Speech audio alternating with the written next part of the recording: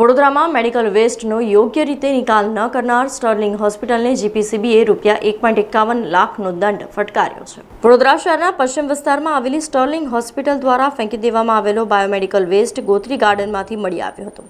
આ ચકચારી પ્રકરણમાં પર્યાવરણને નુકસાન કરવા બદલ હોસ્પિટલને ગુજરાત પોલ્યુશન કંટ્રોલ બોર્ડ એટલે કે જીપીસીબી દ્વારા ₹1,51,250નો દંડ ફટકારવામાં આવ્યો છે।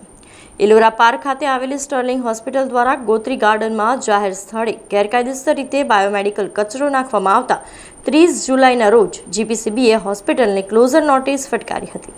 આ નોટિસ હેઠળ હોસ્પિટલને 30 દિવસનો સમય આપવામાં આવ્યો હતો। ગત સપ્તાહે સ્ટર્લિંગ હોસ્પિટલ દ્વારા નોટિસ રિવોક કરવા માટે જીપીસીબીનો સંપર્ક કરવામાં આવ્યો હતો। જીપીસીબીએ સ્ટર્લિંગ હોસ્પિટલ પાસેથી પર્યાવરણને થયેલા નુકસાન માટે ₹1,51,250ની વસૂલાત કરી છે।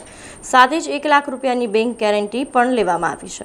આ મામલે જીપીસીબીના અધિકારી માર્ગી પટેલે જણાવ્યું હતું કે હોસ્પિટલ દ્વારા આગામી સમયમાં આવી બેદરકારી ન થાય તેવી બાંહેધરી લેવામાં આવી છે। તે ઉપરાંત ભવિષ્યમાં આવી ભૂલ ફરી ન થાય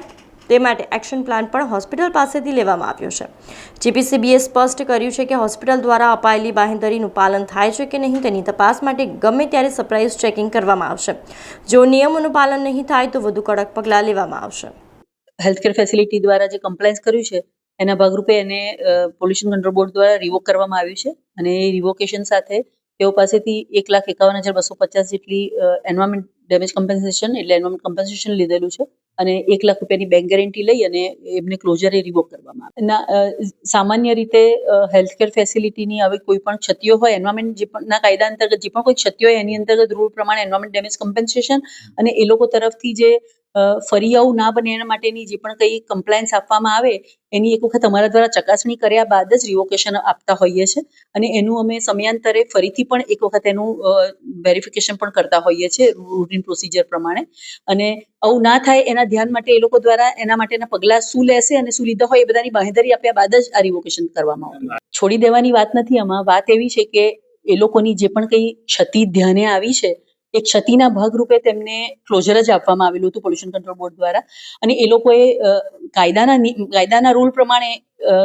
એકમ દ્વારા એનું કમ્પ્લાયન્સ કરવામાં આવે તો રૂલ પ્રમાણે તે લોકોને જે દંડ છે એ દંડ લઈ અને તે લોકોને ફરીથી ચાલુ કરવાની પરવાનગી આપતા હોઈએ છીએ। એ છોડી દેવાની વાત નથી પણ તેઓ પાસેથી આવું ફરી ન થાય અથવા તો તેઓ ન કરે એના ભાગરૂપે કોઈ પણ કાયદાના પરવ્યુમાં દંડની જે જોગવાઈ હોય દંડ કરીને અને જે પણ કંઈ પગલાંની જોગવાઈ એ પગલાંના ભાગરૂપે અમે એમને ડિક્લેરેશન ઇસ્યુ કરેલા હતા અને એમણે એ ટાઈમ લિમિટમાં એનું કમ્પ્લાયન્સ કર્યું છે તો એના ભાગરૂપે દંડ રહીને અમે એમને રિવોકેશન આપ્યું। સામાન્ય રીતે અમે રૂટીન ઇન્સ્પેક્શન કરતા હોઈએ છીએ અને જ્યારે પણ કોઈ પણ હેલ્થકેર ફેસિલિટી હોય એ જ્યારે કોઈ અરજી કરે અમને એ લોકોની પરવાનગી માટેની ત્યારે અમે ઇન્સ્પેક્શન કરતા હોઈએ છીએ અને અમે રૂટીનમાં પણ ઇન્સ્પેક્શન કરતા હોઈએ છીએ અને જે બાયોમેડિકલ રૂલ અંતર્ગત જે પણ કોઈ ગાઈડલાઈન છે કે એ લોકોએ શું કરવું જોઈએ બાયોમેડિકલ રૂલ વેસ્ટ જે પણ કોઈ બાયોમેડિકલ વેસ્ટ જનરેટ થાય કોઈ પણ હોસ્પિટલમાં તો એના માટે જે પણ કંઈ એ લોકોએ કરવાનું થતું હોય રૂલ પ્રમાણે એ અમે જનરલી વેરીફાઈ કરતા હોઈએ છીએ અને ના આવે તો સામાન્ય રીતે પર્યાવરણના કાયદા અંતર્ગત એક શોકોઝ નોટિસ સૌથી પહેલું એક રિટર્નમાં એમને ઇન્સ્ટ્રક્શન આપતા હોઈએ છીએ, ત્યારબાદ શોકોઝ નોટિસ આપતા હોઈએ છીએ, ત્યારબાદ નોટિસ ઓફ ડાયરેક્શન પણ આપી શકીએ। ક્ષતિની ગંભીરતા અને પ્રકારને આધારે અમે પગલાં લેતા હોઈએ છીએ અને એમાં એક ક્લોઝર ડાયરેક્શન પણ હોય છે એક એના જ ભાગરૂપે તો એ જે પણ કોઈ જો ક્ષતિ એ પ્રમાણે હોય તો એના આધારે આ પગલાં લેવાતા હોય। સમાચારોના સતત અપડેટ માટે TNN ન્યૂઝને YouTube પર સબસ્ક્રાઇબ કરી બેલ આઇકોન પ્રેસ કરો અને અમારી સાથે જોડાયેલા રહો Facebook, Instagram અને Twitter ઉપર।